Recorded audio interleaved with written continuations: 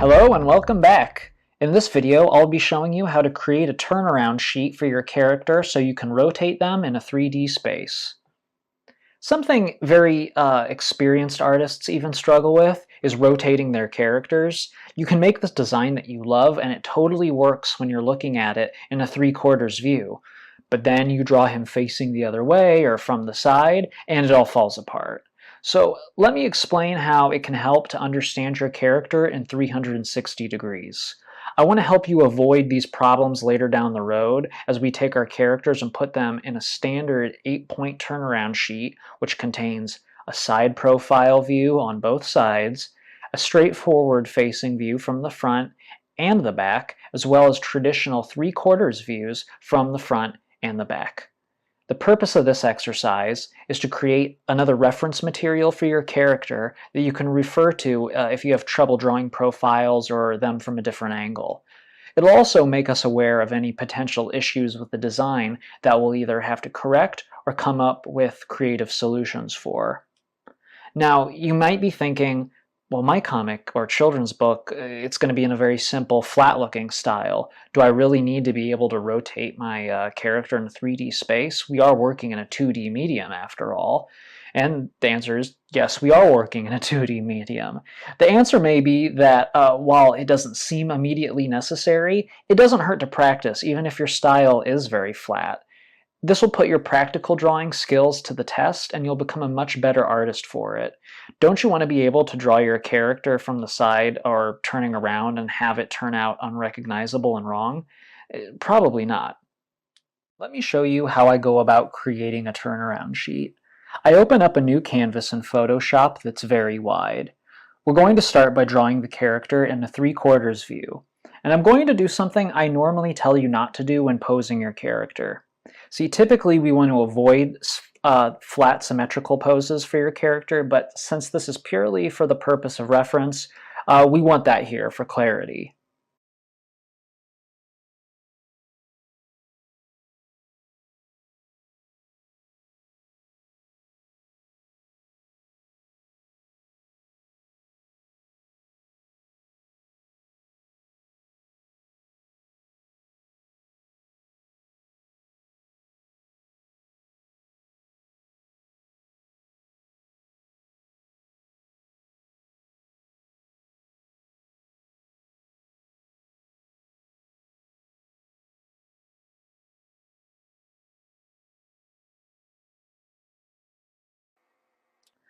Next, I'm going to create a layer below it for the horizontal guidelines. This will be how we keep our character's size consistent as we draw them from different angles. If you draw the initial pose and then just try to eyeball it for the remaining poses, you'll make it too hard on yourself. I have a baseline where the feet go and I have a baseline where the head goes. Then I have these other little lines indicating where facial features go, as well as things like the shoulders, the waist, the elbows, etc. Then I'm going to have a guideline for the vertical axis of rotation. That's usually somewhere along the neck and spine. This will be two straight vertical lines with a third dead in the center of them. You may find it helpful to make these guidelines a different color than the horizontal ones or your line art. But what we can do is as we draw each new pose, we can draw each one on top of this one and line it up with the axis on the neck. Just make each new drawing on its own layer and lower the opacity of the one below it. For the forward-facing pose, you can make it totally symmetrical if you want and have your character with their arms out kind of T-posing. But what I prefer to do for poses like this is just kind of keep the arms a little bit out and to the side. That way they don't take up too much room on the sheet.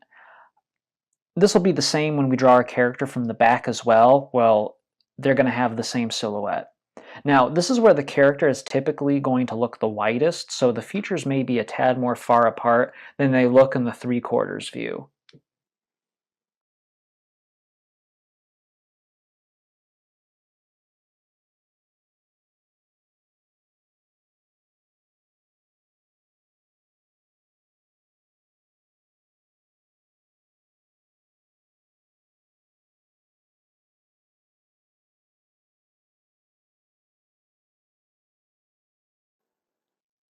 Next, we can go right to the straight back view. Because the silhouette will be very similar to that of the front pose, you can essentially trace the outline of the front pose, except that the things facing us are now going to be facing away from us, and it will be mirrored.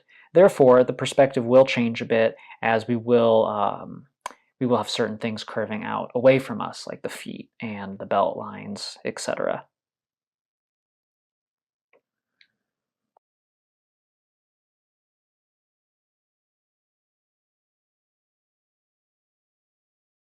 Now, when drawing your character in profile view, you want to make sure a lot of those same features all line up with the forward-facing view.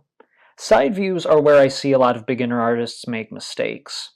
Since we naturally place more emphasis on the face, as humans do because it's what we interact with, we often make the front of the head and face wider, and then the profiles are too narrow. The heads look kind of flat from the side. The side of the head is actually deceptively wide. As a good rule, think of the ear as being just halfway across when the head is in side view, like you'll see here.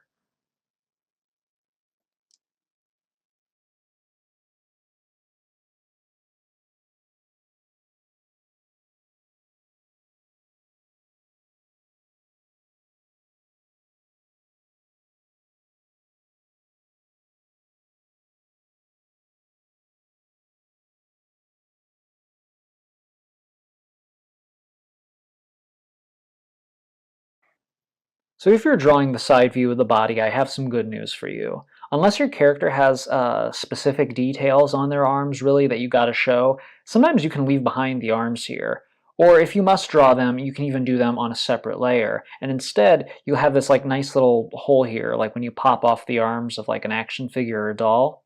The reason for this is so that the arms don't obstruct this torso's side view. We really kind of want to see that like spine from the side.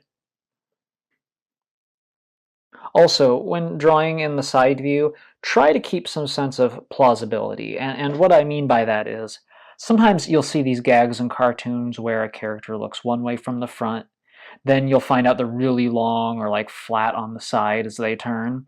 We want to feel like the character has some form that makes sense, even if it is just like cartoon sense.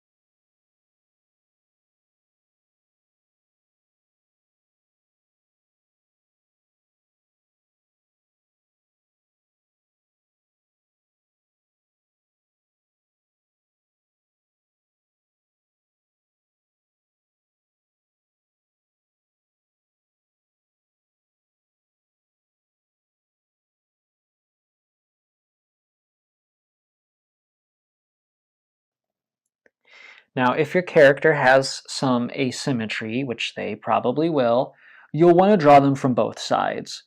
Drawing characters with certain hairstyles from the side can be a little tricky, like it can be with Patches here a bit with his big swoopy bang.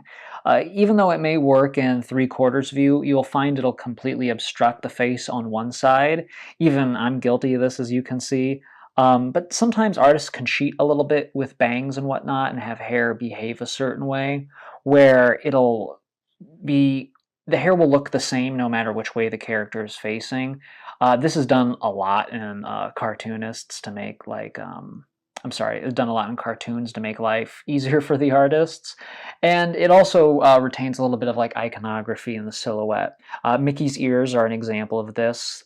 They don't really act like actual forms. They're almost just like flat discs that stay fixed there the whole time. It's kind of brilliant, even though it is a cheat. And if your character does have hair or something that it obstructs the face view from one side, that's okay, but then you just have to work around it. Try and avoid showing your character just from that profile view if we need to see their face.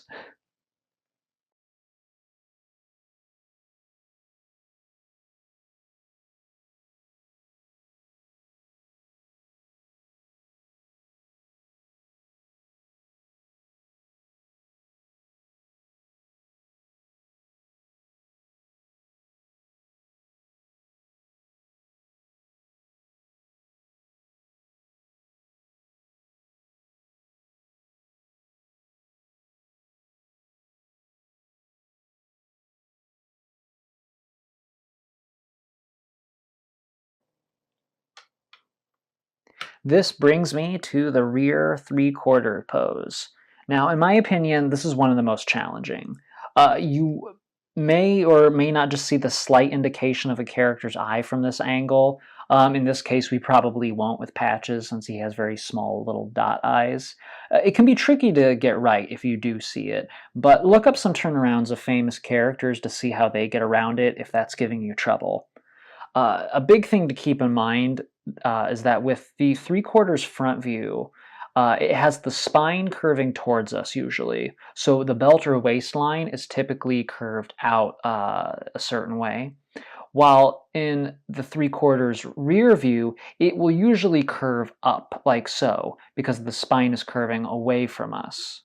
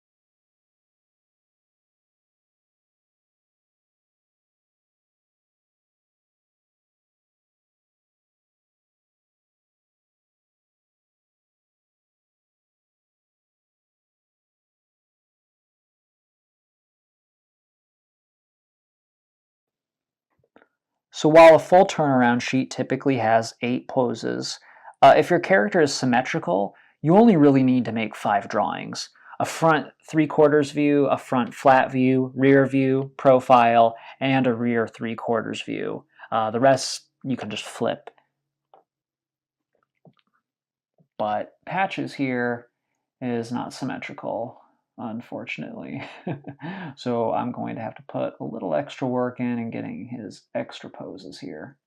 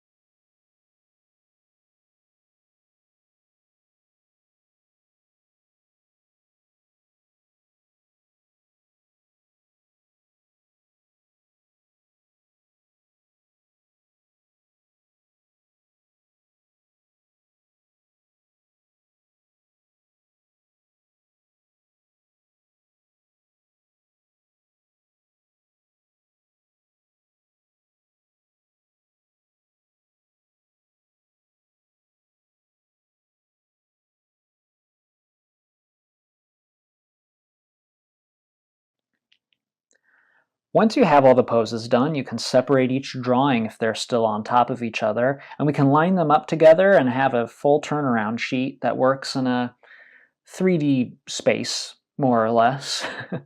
Thank you for following along with me, and I hope you found this lesson helpful. These turnaround sheets can be pretty tricky, and it's something even, an artist like myself can have trouble with. As you can see, these aren't totally perfect here with my own examples. So don't be too hard on yourself if these take you a few attempts, or if you struggle with these. I've struggled with them myself. You're in good company, even the pros do, like I said. In our next chapter, we'll be talking about acting and expressions with our characters, and I look forward to it. So I'll see you next time, and as always, thank you for watching.